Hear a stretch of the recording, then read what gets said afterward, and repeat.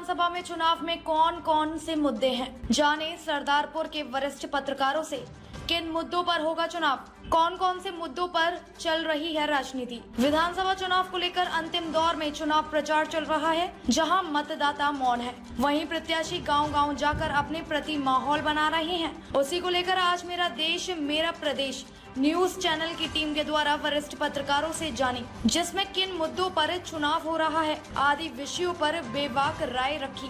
देखे क्या कुछ बोले वरिष्ठ पत्रकार। ये आदिवासी बहुल क्षेत्र है ये, और अभी तक जब से विधानसभा चुनाव इस विधानसभा के लिए हुए हैं, अधिकांश कांग्रेस के प्रत्याशी ही विजयी हुए हैं।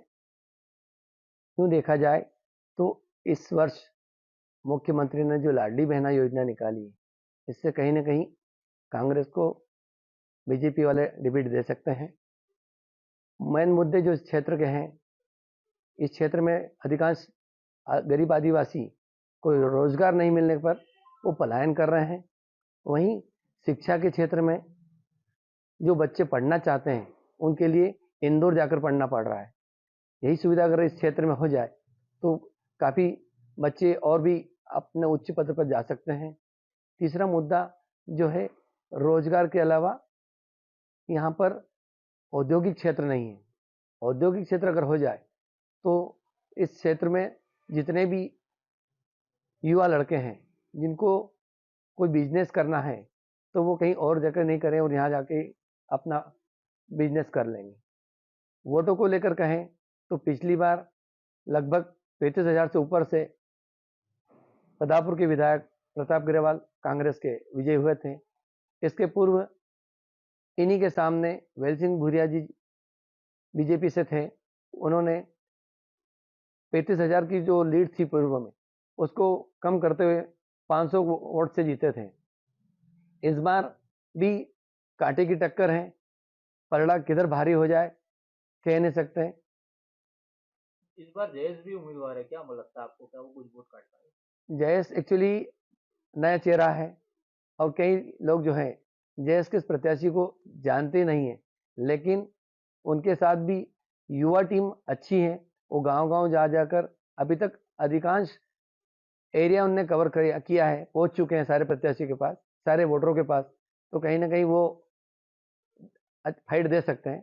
लेकिन अभी तक जितने भी निर्दलीय लोग इस क्षेत्र में खड़े हुए हैं, सभी की जमानत जब्त तो हुई है। अब इनको देखना है कि वो कितने वोट ला सकते हैं। ठीक है, आपका नाम? Sunil Bafna, Dainik Bhaskar press reporter, Rajgarh Dhar. विधानसभा चुनाव मध्य प्रदेश के एवं तहसील क्षेत्र सरदारपुर के लिए काफी महत्वपूर्ण है, क्योंकि 5 साल तक जनता जिन मुद्दों को लेकर उन्हें चुनती है विधायक के रूप में, नेताओं को, उनसे उन्हें बड़ी अपेक्षा रहती कि वे उन मुद्दों पर, उन बातों पर, उन कार्यों पर विकास कार्य करें एवं प्रदेश का देश में नाम रोशन करें। और तहसील क्षेत्र सरदारपुर की हम बात करें तो यहाँ का चुनाव बड़ा ही दिलचस्प इस बार होने वाला है। भारतीय जनता पार्टी एवं कांग्रेस में लगभग सीधी टक्कर है। एक निर्दलीय प्रत्याशी भी है और जयेश के उम्मीदवार भी है, जो कि चुनावी समीकरण बिगाड़ सकते हैं दोनों नेताओं का। तो इस बात को विशेष ध्यान में रखते हुए जनता को अपना मत इस प्रकार से देने की मंशा रखना चाहिए कि जो व्यक्ति तहसील के विकास के लिए तत्पर रहे, हमेशा उनके साथ रहे, उनकी सब बातों को आगे तक पहुंचाए और जो भी समस्याएं हैं उन समस्याओं को लेकर गंभीरता से उस पर चिंतन करके उसका निराकरण करें। आप लगातार क्षेत्र में भ्रमण भी करते रहते हो, समस्या भी लिखते रहते हैं, तो ऐसी 5 ज्वलनशील समस्या कौन सी विधानसभा की जो दोनों पार्टी अभी तक नहीं कर पाई? विधानसभा क्षेत्र सरदारपुर की बात करें तो सबसे महत्वपूर्ण किसानों के लिए जो एक समस्या बनी हुई है, 14 ग्रामों के खरमोर की समस्या है। खरमोर क्षेत्र के अंतर्गत काफी बड़ा एरिया जो सरदारपुर तहसील का है वो वन विभाग द्वारा अधिग्रहित किया हुआ है, जिसके अंतर्गत खरमोर पक्षी के लिए वो संरक्षित किया हुआ है। तो 14 ग्राम जो इन क्षेत्र में आते हैं उन पर जो खरमोर का प्रतिबंध लगा हुआ है उसे हटाना बहुत ही महत्वपूर्ण आवश्यकता है, क्योंकि उन ग्रामों के किसान न तो अपनी जमीन की बिक्री कर सकते हैं, न बैंक से कोई उसके लिए ऋण वगैरह ले सकते हैं। तो उसे संरक्षित भूमि को मुक्त कराना अत्यंत आवश्यक है। यह गंभीर एवं ज्वलनशील मुद्दा है।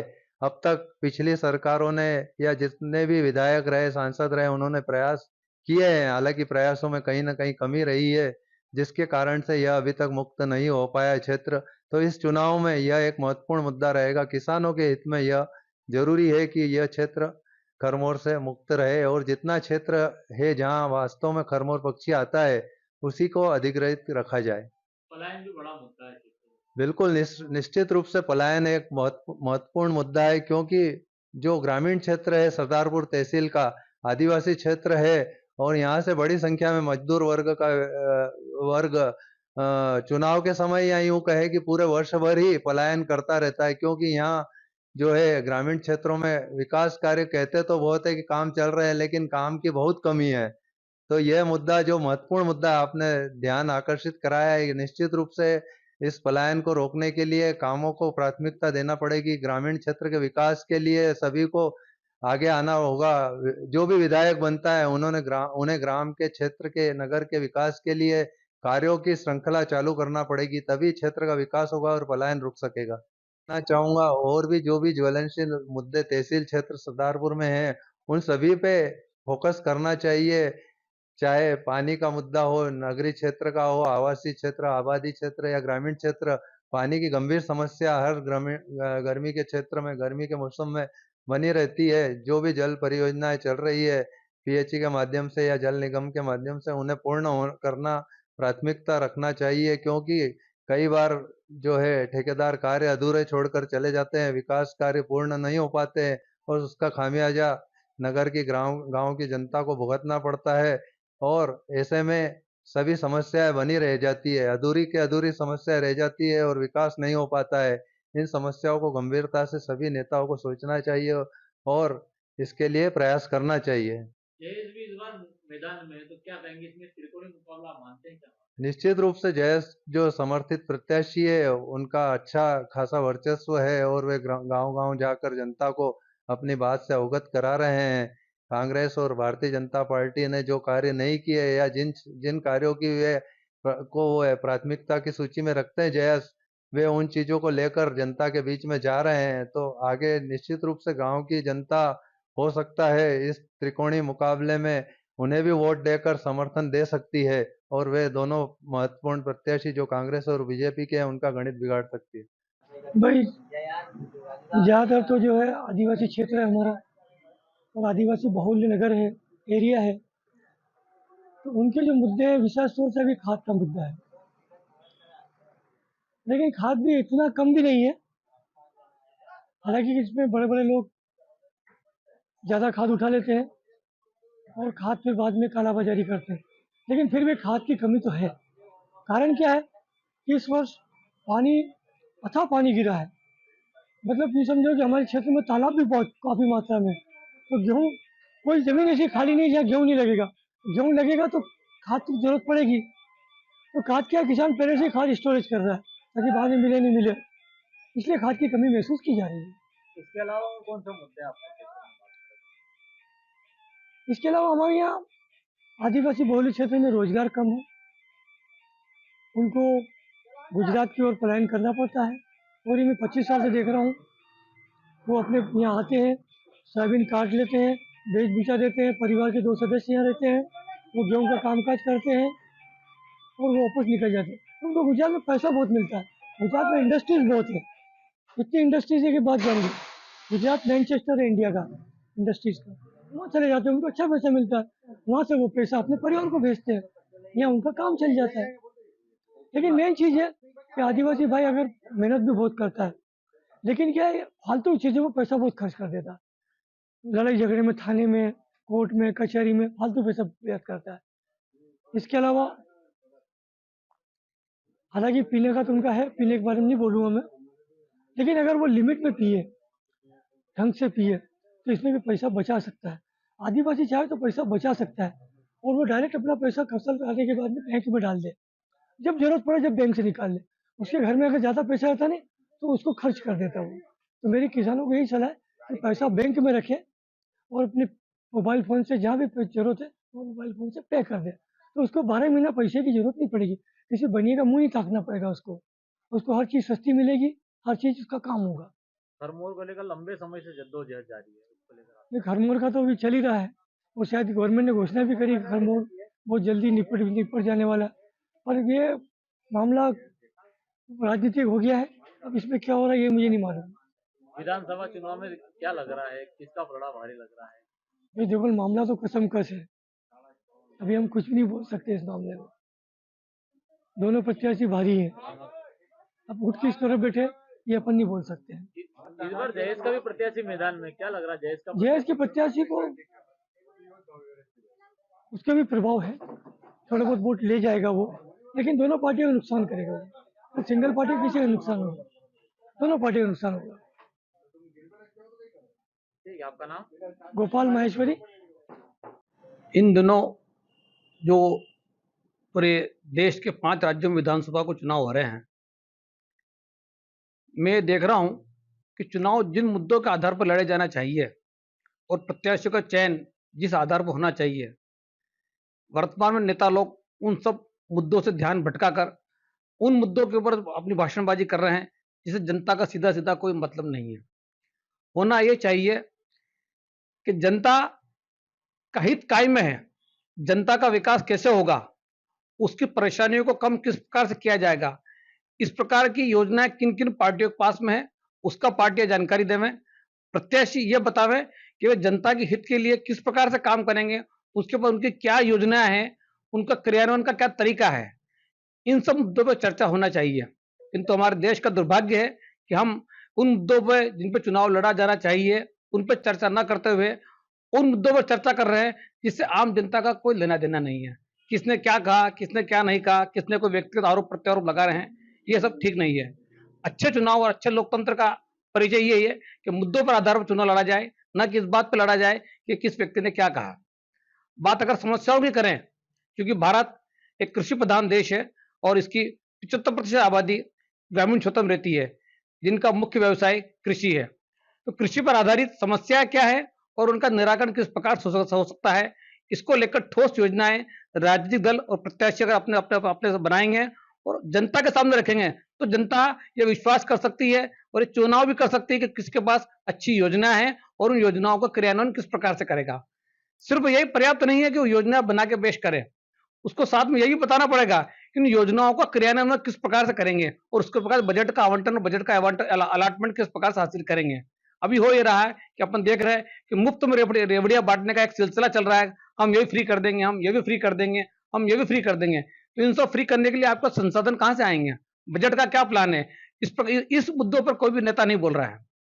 जैसा कि मैंने अभी आपसे कहा कि इस वक्त अपनी देश की 75% आबादी कृषि पर आधारित है, तो किसानों की जो बहुत बड़ी समस्या है उन पर कोई चिंतन मंथन नहीं हो रहा है।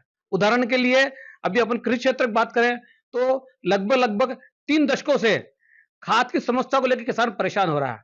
तो क्या कारण है कि हम 3 दशकों में भी इस खाद की समस्या का स्थायी निराकरण नहीं कर पा रहे हैं। इससे ऐसा लगता है कि राजनीतिक दल और चुने जनप्रतिनिधि सिर्फ चुनाव वक्त अपनी बात, अपना स्वार्थ सिद्ध करने के लिए योजना बना लेते हैं और झूठे आश्वासन देकर लोगों को गुमराह करते हैं। वही कारण है कि 3 से 30 साल के अंदर भी खाद की समस्या का स्थायी निराकरण नहीं किया गया है।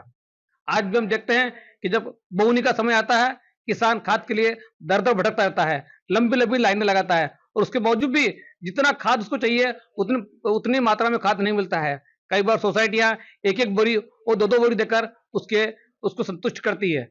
जब अगर किसानों को पर्याप्त खाद नहीं मिलेगा तो आप इससे बेहतर उत्पादन की उम्मीद कैसे कर सकते हैं। इसी प्रकार जब खाद की समस्या खत्म होती है तो उसके बाद बिजली की समस्या आ जाती है। पहले कहते थे कि हमारे पास पानी नहीं है, अब जब पानी का संग्रह हो रहा है तो जब उसकी सिंचाई करने का मौका आता है तो हमें बिजली की आपूर्ति नहीं हो पाती है। अभी सरकार में जो वर्तमान व्यवस्था कर रखी है कि वे 2 बार में 4-4 घंटे बिजली देते हैं, इस वजह से किसान दिन भर परेशान होता है। इसकी बजाय यदि योजना बना के शासन 8 घंटे की बिजली एक साथ और एक समय में देंगे तो निश्चित ही किसानों की भी राहत होगी। किसान एक बार 24 घंटे में 8 घंटे अपने पानी खेतों में सिंचाई करेगा और उसके बाद का समय वो अपने किसी दूसरे अन्य काम में कर सकता है, किंतु वास्तव में ऐसा नहीं हो रहा है। तो अगर ऐसा भी करे जाए, इसकी योजना बनाई, बिजली तो उतनी उतनी देना है आपको, सिर्फ समय का निर्धारण सही करना है, तो छोटे से प्रयास से ये समस्या हल हो सकती है। तीसरी बात एक और आती है कि किसान लोग जब बिजली मिलती है तो ट्रांसफार्मर जल जाता है। जैसे ही सिंचाई का वजन लोड आना शुरू होता है, अधिकांश किसान जल जाते हैं, किसान के ट्रांसफार्मर जल जाते हैं और ट्रांसफार्मर फेल हो जाते हैं। उनको बदलाने के लिए जब वो एमपीबी का ऑफिस जाता है तो वहां लाइन लगती है और कई बार तो 2-2, 3-3, 4-4 दिन और 8-8 दिन तक किसानों को नया ट्रांसफार्मर नहीं मिलता है।